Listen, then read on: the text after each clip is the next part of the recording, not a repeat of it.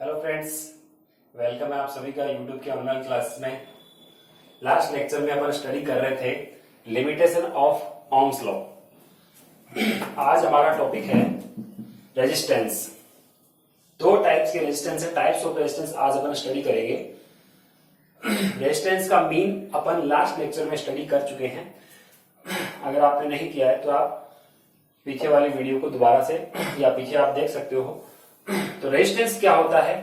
Resistance अपन ने study किया कि करंट के फ्लो में ऑब्स्टेकल होता है, और रीजन क्या होता है कंडक्टर में रेजिस्टेंस होने का।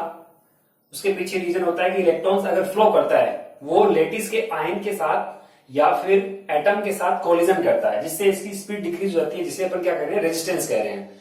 ठीक है, अब रेजिस्टेंस का रीजन हमने देखा, यूनिट इसकी देखी, किस पे डिपेंडेंस होती है। तो रेजिस्टेंस की आपने डिपेंडेंस देखी, अगर आप कंडक्टर की लेंथ को इंक्रीज करते हो, ठीक है, एल की बजाय 2L कर दें अपन, ठीक है, तो कंडक्टर का रेजिस्टेंस इंक्रीज होता है। क्रॉस सेक्शनल एरिया को अगर कम कर दें तो रेजिस्टेंस डिक्रीज हो जाता है। अगर आपसे पूछे कि एक तो थिक वायर है और एक थिन वायर है, एक पतला वायर है एक मोटा वायर है, किसका रेजिस्टेंस ज्यादा होगा, तो डेफिनेटली जो पतला वायर होता है, जो थिन वायर होता है, उसका रेजिस्टेंस क्या होगा, कम, उसका रेजिस्टेंस वैल्यू क्या होगा, ज्यादा होगा। जैसे अपन कहें कि ये इनवर्सली प्रोपोर्शनल होता है किसके, क्रॉस सेक्शनल एरिया के। अब थिन वायर का जो क्रॉस सेक्शनल एरिया है वो स्मॉल है, इसलिए रेजिस्टेंस इंक्रीज हो जाएगा उसका।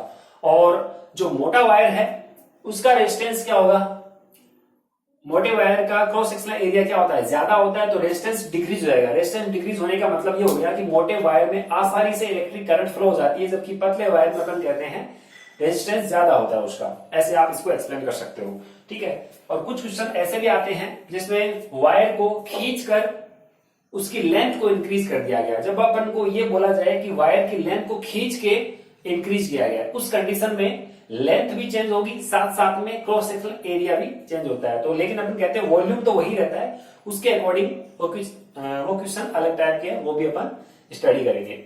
तो स्टार्ट करते हैं अपन रेजिस्टेंस के बारे में। तो there are two types of resistance, first is wire wounded resistance और second is carbon resistance.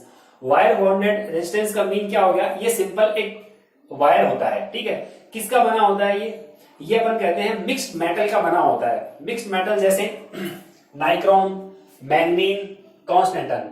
Nichrome जो होता है वो निकल, क्रोमियम और अपन ये कहते हैं कि उसमें कुछ मात्रा में मैग्नीज वगैरह। अब जैसे मैग्नीन है तो मैग्नीन में क्या होगा, ये भी एक एलॉय है, इसमें मैग्नीज है, कुछ कॉपर है। ऐसे ही कॉन्स्टेंटन है, कॉपर और मैग्नीज का बना हुआ है, ठीक है। तो इसमें निकल, क्रोमियम, मैग्नीज, ये सब क्या एलॉय है, वो मिले हुए रहते हैं, ठीक है। उनका कुछ अपन कहते हैं परसेंटेज होता है, जिसके बेसिस पे ये क्या बनते हैं, मिक्स्ड मेटल बनते हैं, उससे वायर बनाते हैं अपन। और इस वायर का रेजिस्टेंस कंडक्टर के, अपन कहते हैं जो प्योर कंडक्टर होता है उसके कंपेरिजन में थोड़ा सा क्या होगा, ज्यादा रहेगा। तो अपन सर्किट में कनेक्ट करते हैं तो वायर वाउंडेड रेजिस्टेंस कनेक्ट करते हैं और कार्बन रेजिस्टेंस, दोनों को ही।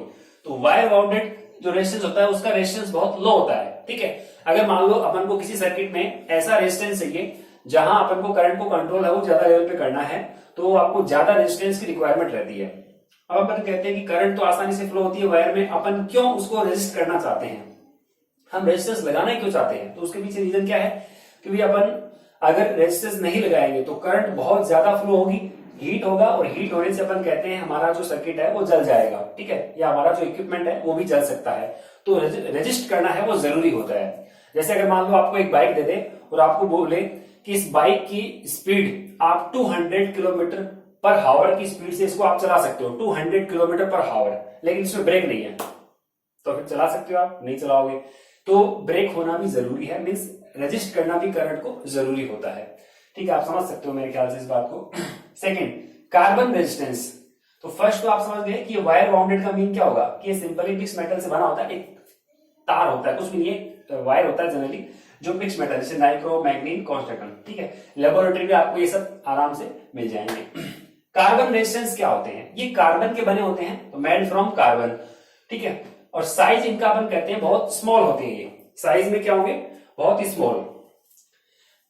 जैसे आपको ये दिखाई दे रहा होगा, अगर आपने आपके पास कोई पुराना चार्जर है, जो खराब हुआ चार्जर है, उसको अगर आप अंदर से खोल के देखेंगे तो आपको कई सारे रेजिस्टेंस मिल जाएंगे। तो आप देख सकते हो ये एक रेजिस्टेंस है, ठीक है। इसको अपन कार्बन रेजिस्टेंस बोलते हैं। तो यहाँ पे कार्बन की कोटिंग की हुई है, तो ये कार्बन से मिलकर बना है, ठीक है। और इसका साइज आप देख सकते हो बहुत स्मॉल है और इसकी कॉस्ट भी बहुत कम होती है। ये मार्केट में 1-2 रुपए में आपको मिल सकता है, ठीक है। और रेजिस्टेंस इसका क्या होता है, हाई होता है कंपैरिजन टू वायर बाउंडेड, ठीक है।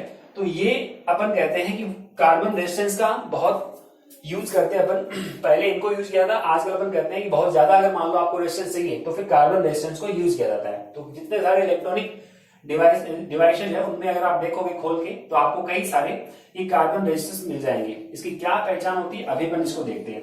तो ये सिंपली आप देख सकते हो, ये कनेक्ट करने के लिए 2 यहाँ पे वायर होते हैं। तो ये बीच में यहाँ है, अब ये कनेक्ट करने के लिए 2 वायर है, ठीक है। अगर आप इसको देख पा रहे हो अच्छे से, तो ये 2 यहाँ पे कनेक्टिंग लीड होगी और ये बीच वाला पोर्शन है वो कार्बन, ठीक है।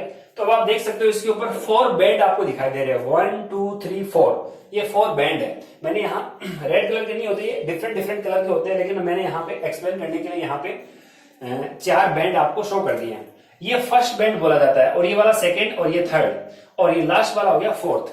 जनरली अपन कहते हैं 4 बैंड होते हैं भाई, कई ऐसे भी रेजिस्टेंस होते हैं जिनमें 5 भी हो सकते हैं, ठीक है। तो जनरली हमारे जो 12th के लेवल पे अपन स्टडी कर रहे हैं उसमें आपको 4 बैंड का ही रेजिस्टेंस फाइंड करने के लिए बोला जाता है। एग्जाम में भी 4 बैंड के लिए आता है। तो अब अपन यहाँ पे ये जो रेजिस्टेंस है इसको अपन देखेंगे। तो इनको तो अपन बोलते हैं कनेक्टिंग लीड, ठीक है। जैसे आप सर्किट में कैसे कनेक्ट करोगे, तो यहाँ वायर, यहाँ आप कुछ अप्लाई करोगे वोल्टेज, ठीक है। और ये जो है इसे अपन बोलते हैं फर्स्ट बैंड और ये है सेकंड बैंड। ये फर्स्ट और सेकंड बैंड किसको शो करता है, तो ये सिग्निफिकेंट नंबर को शो करेगा ये। तो मैं यहां पे दोनों के लिए लिख रहा हूं, ये है सिग्निफिकेंट नंबर, इसको शो करेगा। थर्ड जो बैंड आपको दिखाई दे रहा है ये मल्टीप्लायर, अभी आपके लिए ये वर्ड नए हैं, ये थर्ड बैंड। फोर्थ जो बैंड होता है वो होता है टॉलरेंस पावर को बताता है ये, कि इस रेजिस्टेंस की टॉलरेंस पावर कितनी है, ठीक है। तो यहां अपन टॉलरेंस कितनी है इसकी, टॉलरेंस का मीन्स हो गया कि ये रेजिस्टेंस है, जैसे अपन सर्किट में लगाएंगे कितने परसेंट अपन कह सकते हैं इनमें उतार चढ़ाव हो सकता है, ठीक है। तो ये इसकी टॉलरेंस पावर होगी। और फर्स्ट और सेकेंड, अब अपन कह सकते हैं कि किसको फर्स्ट माने, किसको इधर से अगर मान लो इसको अपन ऐसे ना पकड़ के ऐसे पकड़े तो अपन कहते हैं थोड़ा सा इसमें गैप होता है। ये जो लास्ट वाली स्ट्रिप होती है, लास्ट वाला जो बैंड होता है वो थोड़ा सा ऊपर होता है, तो आपको पता लग जाता है कि ये भी लास्ट वाला है। आपको किस तरीके से इसको सीधा पकड़ना है ये आपको पता लग जाता है आराम से, ठीक है। तो ये 4 बैंड हैं। अब क्वेश्चन क्या आते हैं, आपको एग्जाम में ऐसा ये डायग्राम बना हुआ रहेगा और आपको क्वेश्चन किया जाएगा कि बताइए इस कार्बन रेजिस्टेंस का कितना रेजिस्टेंस है। आपको रेजिस्टेंस फाइंड करना होता है इस कार्बन रेजिस्टेंस का। तो उसके लिए एक टेबल है, इस टेबल को आपको लर्न करना पड़ेगा और वो टेबल मैंने यहां बनाई है। आपको क्या बोला जाएगा कि एक ऐसा डायग्राम दे दिया और यहाँ पे कुछ कलर्स होंगे, 4 कलर आपको दिखाई देंगे और कई बार 3 कलर भी होते हैं, ठीक है। तो फर्स्ट कलर की बैंड होगी, फिर सेकंड कलर का ये बैंड हो गया, फिर थर्ड कलर और ये फोर्थ हो गया। तो 4 बैंड है यहाँ पे डिफरेंट कलर के, कुछ सेम भी हो सकते हैं, कोई जरूरी नहीं है। अब उन कलर कोडिंग के अकॉर्डिंग आपको पहचानना होगा कि इसका रेजिस्टेंस कितना है, ठीक है। तो वो अपन थोड़ा सा एक्सप्लेन करने के लिए आपको ये टेबल है वो लर्न करनी होगी। तो इस टेबल में आप देख सकते हो सबसे पहला यहाँ कॉलम जो है वो सिंबल का है। ये सिंबल अपन जैसे चाहे अपनी इच्छा अनुसार बना सकते हैं, ठीक है। वो अपन बाद में लिखेंगे। कलर की बात करते हैं तो कितने कलर है वो देखो आप। सबसे पहला जो कलर है वो ब्लैक, फिर ब्राउन, फिर red, orange, yellow, green, blue, violet, grey, white, golden, silver और कलरलेस। तो यहां तक आप देख रहे हो 10 कलर हो गए, फिर 11, 12, 13, ये तो कलरलेस है। तो ये कुछ कलर है जिनका आपको सीक्वेंस याद रखना पड़ेगा। इनको अगर आप सीक्वेंस से नहीं लिखोगे तो आपका आंसर गलत हो जाएगा, कलर कोडिंग सही तरीके से नहीं हो पाएगी और आपका आंसर गलत। तो आपको इसको आप नंबर से लर्न करोगे। कैसे लर्न करोगे उसको भी अपन बताएंगे, ठीक है। तो ये जो आप देख रहे हो सारे कलर यहां तक, आगे तो 3 गोल्डन, सिल्वर और कलरलेस जो होता है वो अपन देखते हैं जनरली कम ही देखे जाते हैं, ये लास्ट वाले बैंड पे ज्यादा रहते हैं, ठीक है ना। तो अपन कह देते हैं यहां ये मेन 10 है बस, ब्लैक से व्हाइट तक, ठीक है। तो इनको आप कैसे देखेंगे उसको भी अपन देखते हैं। फिर सेकंड जो आपका थर्ड नंबर जो कॉलम है वो क्या है, कि सिग्निफिकेंट फिगर क्या है। सिग्निफिकेंट फिगर अपन देखते हैं कि यहाँ पे 1 2 3 4 5 ऐसे 0 1 2 3 4 5 5 कितना है ये यहाँ पे वैल्यू इसकी। जो फोर्थ है वो मल्टीप्लायर 10 की पावर कितनी होगी उसको अपन लेते हैं, और ये होगी टॉलरेंस पावर कि जो आपका रेजिस्टेंस है उसकी टॉलरेंस पावर कितनी है, कितनी इसमें अपन कह सकते हैं रेजिस्टेंस की वैल्यू में अप एंड डाउन है। ठीक है, तो अभी आपको अच्छे से समझ में आ जाएगा। पहले आप देखो ये टोटल अपन यहाँ पे ये जो नंबर है इनको अपन सिग्निफिकेंट नंबर यहाँ पे लिख देते हैं। तो स्टार्ट अपन करेंगे कहां से, 0 से। तो ब्लैक को नंबरिंग दी जाती है 0, फिर ब्राउन को दिया जाएगा 1, रेड को सिग्निफिकेंट नंबर होगा 2, ऑरेंज का होगा 3, येलो का होगा 4, ये सीक्वेंस से चलते जाएंगे, ग्रीन का होगा 5, ओके, ब्लू का होगा 6, वॉयलेट का होगा 7, ग्रे का होगा 8, ठीक है, और व्हाइट का क्या हो जाएगा 9। तो 0 1 2 3 4 5 6 7 8 9, तो ये 9 तक। वैसे तो ये 10 कलर है क्योंकि हमने 0 से स्टार्ट किया है, ठीक है ना। तो ये 0 से स्टार्ट किया इसलिए 9 तक ही जा रहा है। तो ये यहाँ पे कलर तो टोटल 10 है, लेकिन स्टार्टिंग हमने यहाँ यानी जो सिग्निफिकेंट नंबर है वो 0 को भी अपन यहाँ पे इंक्लूड करेंगे, तो 0 से लेकर 9 तक होंगे। फिर ये जो कलर है उसको अपन यहाँ पे इसके लिए सिग्निफिकेंट नंबर नहीं रहता, ये थर्ड या फोर्थ स्ट्रिप पे ये वाली वैल्यू रहती है, ठीक है। फिर आता है मल्टीप्लायर, 10 की पावर कितनी होगी, तो यहाँ ये 0 है तो ये 10 की पावर कितनी हो जाएगी 0, यहाँ ये 1 है तो 10 की पावर कितनी हो जाएगी 1, यहाँ ये 2 है तो 10 की पावर +2, 3 है तो 10 की पावर 3, 4 है तो 10 की पावर 4, 5 है तो 10 की पावर 5, 6 है तो 10 की पावर 6, इजी है एकदम। 7 तो 10 की पावर 7, 8 तो 10 की पावर 8, 9 तो 10 की पावर 9। गोल्डन के लिए अपन लेते हैं 10 की पावर -1 और सिल्वर के लिए लिया जाता है 10 टू दी पावर -2। इसको आप लर्न रखोगे। फिर टॉलरेंस पावर जो रहेगी वो गोल्डन, सिल्वर और कलरलेस इन तीनों की रहती है, ठीक है। तो गोल्डन के लिए अपन बोलते हैं जो टॉलरेंस पावर है यानी इसकी वैल्यू में अप एंड डाउन कितना हो सकता है 5%। अगर ये फोर्थ स्ट्रिप के ऊपर गोल्डन कलर है तो आप समझ जाना उस रेजिस्टेंस की वैल्यू में 5% का अप डाउन हो सकता है। सिल्वर के लिए आप लोगे 10%, ठीक है, ये ±5 होता है और ये ±10%। कलरलेस के लिए हम बोलते हैं अगर लास्ट स्ट्रिप बिल्कुल एब्सेंट है, कोई वहां पर कलर नहीं है तो आप उसको कलरलेस बोलते हैं। और नो कलर के लिए आप लोगे ±20%, तो ±20% का अप डाउन अपन मान सकते हैं, ठीक है, या अपन मान सकते हैं थोड़ा बहुत उतार चढ़ाव इसमें हो सकता है, ठीक है। बाकी के लिए टॉलरेंस पावर नहीं है, केवल इन तीनों कलर के लिए ही ये स्पेशल है। तो बेसिक तो आपको यहां तक ध्यान में रखना है और फिर ये 3 कलर के लिए स्पेशल ये पॉइंट आपको याद रखने पड़ेंगे, ठीक है। अभी अपन इन कलर का सीक्वेंस कैसे याद करें, इसके लिए अपन को यहाँ पे कुछ अपन को टर्मिनोलॉजी अपनानी पड़ेगी, या फिर आप अपने तरीके से भी कोई भी तरीके से आप इनको कलर को याद करने का सीक्वेंस है वो अपना फॉर्मूला बना सकते हो, ठीक है। तो जो आपकी बुक में दे रखा है वो कुछ इस प्रकार से दे रखा है। इन जो ये कलर है इनके जो फर्स्ट लेटर है उसको लिया गया है, तो बी का यहाँ पे अपन लिखेंगे बी, फिर वापस से बी, फिर आएगा आर, फिर आएगा ओ, फिर आएगा वाई, फिर आएगा कैपिटल जी और ब्लू का कैपिटल बी, वॉयलेट का वी और जी आ गया इसका, और ये आ जाएगा डब्ल्यू, ठीक है। अब बनाया कैसे गया, B B Roy ROY, B B Roy great Britain या ग्रेट भारत, जो भी आपकी इच्छा है, great Bharat, V for very और G फॉर गुड और W for wife. B B Roy great Britain very good wife, ये आपको लर्न करने का तरीका है। बाकी आप अपनी इच्छा है कैसे भी लर्न करने का तरीका बना सकते हो, सीक्वेंस यही रहना चाहिए इन कलर्स का, ठीक है ना। ये कलर्स का सीक्वेंस अगर टूटा तो फिर आपका एग्जाम में नंबर भी टूटा, ठीक है। तो बीबी रॉय, अब ये भी ध्यान में रखना, यहां पर देखो कितनी कैपिटल बी है, कितनी बीबी है, बीबी तो अपन कहते हैं कि होती है, लेकिन यहाँ पे 3 बीबी आपको दिख रही है, एक तो फर्स्ट बी, सेकंड बी और एक थर्ड बी। फर्स्ट जो बी होगा वो ब्लैक, याद रखना, सेकंड जो बी होगा वो ब्राउन, और जो थर्ड वाला बी है वो ब्लू के लिए है।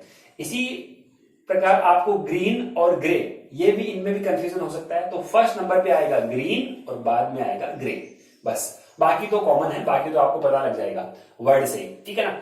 तो B B Roy great Britain very good wife, तो अगर इसको आप यहां से इसको याद भी कर सकते हो, इसके ऊपर आप इसको क्लोज करके और आप इसको याद कर सकते हो, B B Roy great Bharat, very good wife. ठीक है, भारत में वेरी गुड वाइफ मिलती है, सबको पता है। ठीक है, लेकिन पता नहीं क्यों रोती है, इसलिए बेबी रोए। वो याद करने का तरीका है, कैसे भी अपन इसको याद कर सकते हैं। फिर सिग्निफिकेंट फिगर। सिग्निफिकेंट फिगर आपको स्टार्ट करना है 0 से। कई बार स्टूडेंट इसको 1 से स्टार्ट कर देते हैं, तो ये मिस्टेक यहाँ कॉमनली होती है। तो जो मिस्टेक होती है स्टूडेंट से, वो मैं पहले बताता हूं, क्योंकि फिर आप उसको अवॉइड करोगे उस मिस्टेक को। तो ब्लैक के लिए आपको 0, फिर ब्राउन के लिए 1। और एक मिस्टेक ये भी होती है कि अपन ये यहां से ब्लैक से स्टार्ट करेंगे ब्राउन से, तो आपको हमेशा याद रखना है कि ब्लैक से स्टार्ट होता है ब्लैक कलर। ठीक है, फिर उसके बाद में ब्राउन आता है। तो 0 से स्टार्ट करना, फिर क्या करना अगले में जो यहां लिखा होता है उसकी बस पावर लगाते जाओ 10 के ऊपर। 10 की पावर 0, 10 की पावर 1, 10 की पावर 2, ऐसे आप 9 तक चलोगे। फिर गोल्डन सिल्वर कलर के लिए, तो गोल्डन के लिए ये 10 टू द पावर -1, सिल्वर के लिए -2, कलरलेस के लिए ये कुछ नहीं है यहाँ पे डैश, बाकी वैल्यू है वो डैश रहती है अभी। ठीक है, कुछ भी नहीं। तो गोल्डन के लिए यहाँ पे टॉलरेंस पावर कितना होगा 5%, और सिल्वर के लिए 10%, कलरलेस के लिए 20%। ठीक है, अब आते हैं अपन क्वेश्चन पे। क्वेश्चन किस टाइप से आएगा वो इंपॉर्टेंट है, वो समझना है आपको। तो ये तो टेबल आप आराम से समझ चुके हैं। ठीक है, अब देखना मैं क्वेश्चन लेता हूं एक। ठीक है, जैसे मान लो एक क्वेश्चन दिया गया आपको आइडेंटिफाई करना है कि सपोज ये ऐसा क्वेश्चन दे दिया आपको,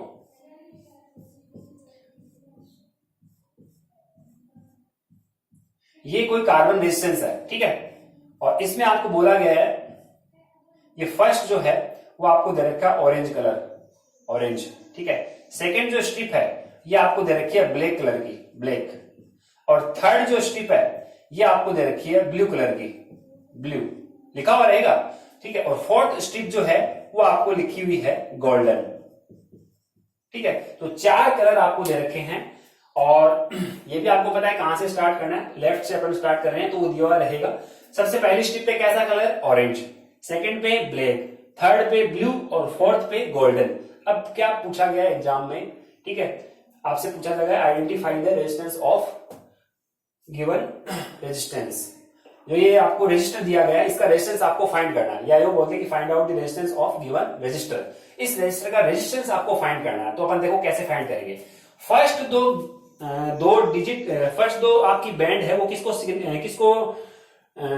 अपन ये कह सकते हैं कि एक्सप्रेस करेगी, तो ये सिग्निफिकेंट नंबर को एक्सप्रेस करती है। फर्स्ट दोनों की दोनों बैंड, तो यहाँ पे सिग्निफिकेंट नंबर ये फर्स्ट होगा और ये सेकंड होगा। तो बोलो फर्स्ट कैसी है ऑरेंज, तो जाओ ऑरेंज के सामने सिग्निफिकेंट नंबर कितना है 3, तो आपका यहां लिखोगे आप 3।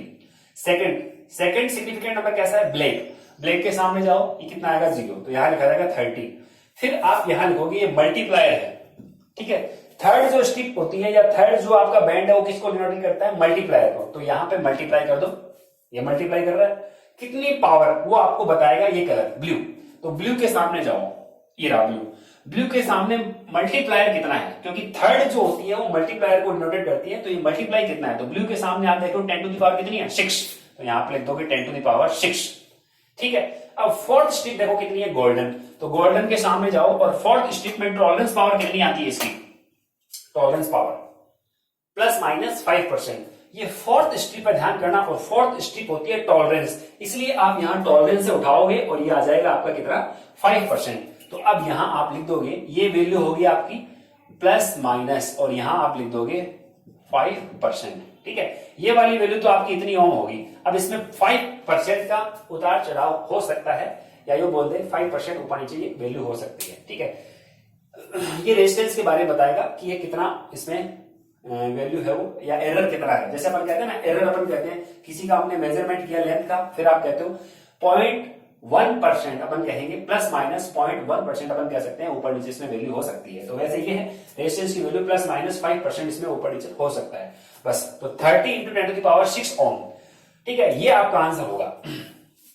आई होप आप समझ गए होंगे। अब इससे उल्टा क्वेश्चन भी पूछा जा सकता है, तो इस टाइप के क्वेश्चन आपको समझने हैं। ठीक है, अगर नहीं समझ में आया वीडियो को दोबारा से देखो, आराम से समझ में आ जाएगा। कई सारे क्वेश्चन आपको देंगे सोल्व करने के लिए, प्रैक्टिस के लिए, आप इसको घर पे ट्राई कर सकते हो। अब मैं इसका जस्ट अपोजिट कर देता हूं। जैसे आपको कोई क्वेश्चन दे दिया, ठीक है, क्या दिया गया 74 into 10 to the power 3 plus minus 20%, ये आपको वैल्यू दी गई है। ठीक है, और क्वेश्चन क्या किया गया, find the colour of carbon resistance. Carbon resistance के कलर फाइंड करने हैं आपको, इसकी वैल्यू, एक कार्बन रेजिस्टेंस आपको गिवन है और उसका रेजिस्टेंस कितना दिया गया है 74 इंटू 10⁻³ ओम प्लस माइनस 20%। कौन कौन से कलर उस कार्बन रेजिस्टेंस पे लिखे हुए रहेंगे या फिर अपन कह सकते हैं कार्बन रेजिस्टेंस के ऊपर प्रिंटेड रहेंगे, वो कलर आपको बताने हैं। तो देखो फर्स्ट डिजिट क्या है 7, तो जाइए ये फर्स्ट और सेकंड वाले क्या होते हैं सिग्निफिकेंट नंबर में ही जाना होता है आपको, थर्ड वाले के लिए आपको मल्टीप्लायर में, और फोर्थ बैंड के लिए आपको टॉलरेंस पावर टटोलनी पड़ती है। तो चलिए पहला डिजिट है आपका 7, तो आ जाइए सिग्निफिकेंट नंबर में 7 कहां आ रहा है, ये वॉयलेट के सामने, तो फर्स्ट कलर कैसा है अभी वॉयलेट। ओके, सेकंड आपका आ रहा है 4, तो सिग्निफिकेंट नंबर 4 कहां पे है, ये रहा 4 येलो, तो यहां आप लिखोगे सेकंड कलर कैसा होगा येलो इनटू, अब थर्ड जो होता है वो मल्टीप्लायर का होता है, यानी थर्ड जो स्ट्रिप रहेगी मल्टीप्लायर की है, तो 10⁻³ देखो कहां है, ये 1 है, ये 2 है, ये 3 है, तो ये ऑरेंज पे आएगा, तो यहां पे थर्ड कलर जो रहेगा वो कैसा रहेगा ऑरेंज। फिर जो फोर्थ होता है वो क्या बताता है टॉलरेंस पावर को बताएगा, तो यहां टॉलरेंस 20% है, तो 20% किसकी होती है 5, 10, 20 कलरलेस, तो जो फोर्थ कलर है वो कैसा है नो कलर, कोई कलर यहां पे नहीं रहेगा, कलर एब्सेंट है वो, ठीक है। तो ये आपको लिखना पड़ेगा, अगर मान लो कलर एब्सेंट भी है तो आपको फोर्थ स्ट्रिप के लिए, फोर्थ बैंड के लिए लिखना पड़ेगा कलरलेस, तो यहां लिख देना कलरलेस, फोर्थ बैंड कलरलेस है, तो ये 1, 2, 3, 4 बैंड को मैंने यहाँ पे कलर के लिए बता दिया। ऐसे क्वेश्चंस यहाँ बन सकते हैं, ठीक है। अब अगर मान लो आपको बोला जाए कि करंट फाइंड करो, इसको मैंने यहाँ किसके साथ कनेक्ट कर दिया, बैटरी के साथ कनेक्ट कर दिया, और बैटरी में आपको वैल्यू दे दी कि आपको 10 वोल्ट की बैटरी के साथ इसको कनेक्ट किया गया है, ठीक है, और आपको करंट की वैल्यू दे रखी है, मान लो करंट कितनी फ्लो हो रही है 2 एम्पियर की करंट फ्लो हो रही है। अब आपको पूछा गया है बताइए रेजिस्टेंस कितना होगा, या सॉरी आपसे पूछ सकते हैं करंट कितनी फ्लो होगी, अगर मान लो करंट यहां में दे और आपको रेजिस्टेंस यहां से निकालना होगा और करंट की वैल्यू पूछ ली मान लो आपसे, ठीक है। क्वेश्चन क्या क्या है करंट फाइंड करनी है। तो अब आप देखोगे सबसे पहले स्टेप क्या आपकी क्या होगी, करंट आपको फाइंड करनी है, तो आपको फॉर्मूला पता है V इक्वल टू क्या होता है IR, तो I इक्वल टू क्या होगा V/R, ये बनेगा। तो V आपको कितना गिवन है यहां से 10, R आपने फाइंड कर लिया इस टेबल के जरिए, वो R कितना आया 30 इंटू 10⁻⁶, तो यहां लिख दो 30 इंटू 10⁻⁶, और ये एम्पियर, प्लस माइनस 5% का यहाँ कोई रोल नहीं रहता, आपको केवल यही वैल्यू लिखनी होती है। एक्चुअल में जो वैल्यू है वो तो ये है, ये तो केवल इतना बता रहा है कि इसमें कितना अपन बोल सकते हैं 5 या 10% या जितना भी हो, कितना इसमें कम ज्यादा वैल्यू हो सकती है वो। तो एक्चुअल में वैल्यू किसकी है रेजिस्टेंस की, ये वाली वैल्यू है, तो ये आप लिखोगे यहाँ पे, यहाँ नहीं लिखोगे प्लस माइनस 5%, यहाँ तो केवल इतना ही रहेगा, ठीक है। अब आप 10 में 30 इंटू 10⁻⁶ को डिवाइड करके और वो लिख दो कि इतने एम्पियर की करंट है वो फ्लो हो रही है, तो इस टाइप की क्वेश्चन भी आप आसानी से कर पाओगे, ठीक है। तो आज की क्लास में अपन ने यही सीखा है कि दो टाइप के रेजिस्टेंस होते हैं, एक वायर बाउंडेड और दूसरा होता है कार्बन रेजिस्टेंस। कार्बन रेजिस्टेंस अगर आपको देखना है तो आप घरों में कई सारे इलेक्ट्रॉनिक डिवाइसेज या इलेक्ट्रॉनिक इक्विपमेंट्स पड़े हैं, कोई खराब CFL हो या फिर आप खराब चार्जर पड़ा हो, तो उसको आप खोल के देखना, अंदर आपको ऐसे ये आपको कलरफुल स्ट्रिप वाली, ये कलरफुल बैंड वाली कुछ यहाँ पे ऐसी डिजाइन मिलेगी, उसको अपन बोलते हैं कार्बन रेजिस्टेंस। जो 4 वाली होती है उसको आप स्टडी करके देखना, 4 उसमें कलर रहेंगे और आप आइडेंटिफाई करना उसका रेजिस्टेंस कितना है इसी मेथड से। तो आप इस टेबल को अच्छे से याद कर लेना, ठीक है। और ये वाला जो सिंबल है इसको आप अपनी इच्छा अनुसार बना सकते हो, ठीक है, कैसे भी बनाओ भले, उसमें कोई फर्क नहीं पड़ेगा। सीक्वेंस तो केवल यहां तक का ही रोल है, बाकी तो आपको इसको आपको पता है गोल्डन का है, इसमें कोई सीक्वेंस की कोई रिक्वायरमेंट नहीं है क्योंकि आगे कोई नंबरिंग नहीं है, ठीक है। गोल्डन के लिए आपको ये पता है -1 है, सिल्वर के लिए पता है कि मल्टीप्लाई 10⁻⁻² है, बाकी तो आप देख लो इसकी टॉलरेंस पावर को शो करता है। तो जनरली ये वाली टेबल अपन यूज करते हैं और इधर ये वाली, ठीक है। तो आप इस पे कई सारे न्यूमेरिकल्स आपको दे देंगे, तो आप इसको आपकी बुक में भी ऐसे न्यूमेरिकल दे रखे हैं तो आप इनको सोल्व कर सकते हो। ओके डियर स्टूडेंट्स, तो मैं यहां से इसको इरेज कर देता हूं जो एग्जाम्पल हमने लिए हैं, ठीक है। अगर आपको समझ में नहीं आया तो वीडियो को वापस से बैक करके आसानी से देख सकते हो आराम से, ठीक है। तो आप यहाँ हेडिंग लगाओगे टाइप्स ऑफ रेजिस्टेंस, इसको लिखा और फिर ये टेबल बना के उन क्वेश्चंस को सॉल्व करना। Okay, thank you. Okay students, तो ये क्वेश्चंस हैं जिनको आप सॉल्व करोगे। Okay, thank you.